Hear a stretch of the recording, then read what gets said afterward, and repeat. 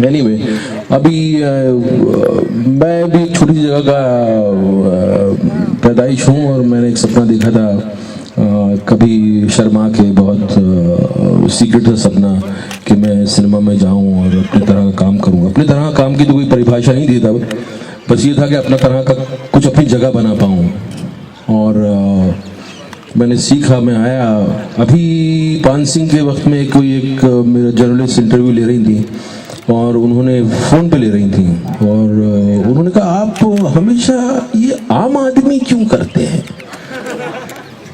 तो मुझे खींच इतनी हुई, मैं सामने नहीं थी, वो मुझे लगा, मन तो ऐसा किया कि लगा हूँ एक लफाड़ा।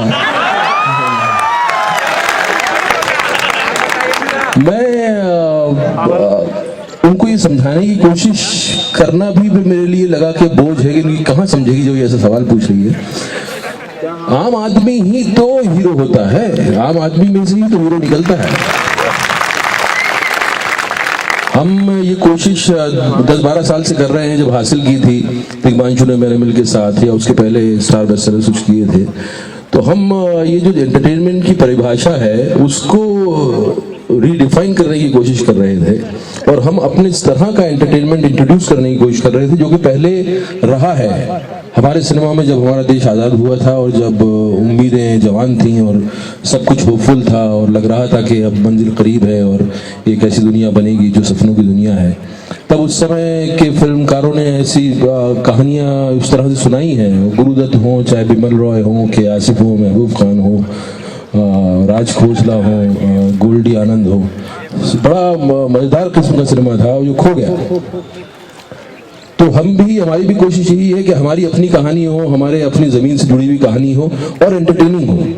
मैं उस सिनेमा की बात नहीं कर रहा जो कि एक इमदाद के ऊपर शुरू हुआ था, जिसको कि कहा जाता था आर्ट सिनेमा, पैरेलल सिनेमा, जिसको कि लोग देखने के लिए मतलब देखते थे पढ़े लिखे लोग और तारीफ भी करते थे, लेकिन उसमें अपने पैरों में खड़े होने की ताकत नहीं थी सिनेमा में, क्योंकि बहुत पैसा इन्वॉल्व होता है। तो पैसे को वापस लाना फिल्मकार की जिम्मेदारी हो जाती है और साथ में उसको अपने पैशन को जिंदा रखना और एक साथ में एक्सपेरिमेंट करना, ये दोधारी लड़ाई लड़नी पड़ती है सिनेमा में जो भी है उसको। तो ये उस तरह का सिनेमा हमारे से गायब हो गया। हमारे यहाँ फिर हीरो आने लग गए जो पता नहीं कहाँ की पैदाइश हैं, वो कहाँ पैदा हुए हैं, कहाँ जन्म लिया है, इस तरह की सोसाइटी है नहीं है, बट उन्होंने कैप्चर किया ऑडियंस को और सिनेमा का पतन हुआ।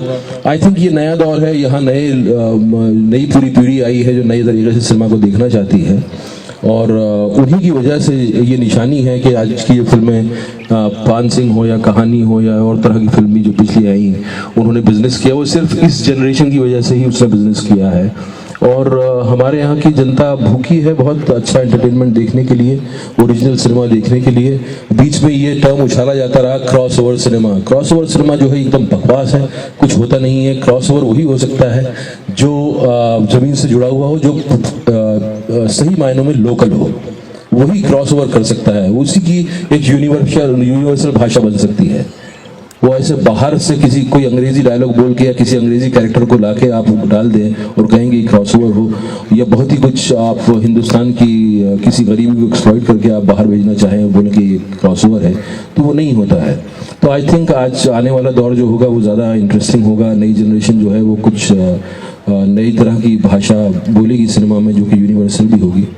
और मुझे कभी उम्मीद नहीं थी कि मैं खड़ा होकर माइक पे इतनी देर बोलता रहूँगा। मैं ज़्यादा प्रेफर करूँगा अगर आपके पास सवाल हो, कुछ आपकी क्यूरियोसिटी हो, कुछ आपको दुआ देनी हो, गाली देनी हो।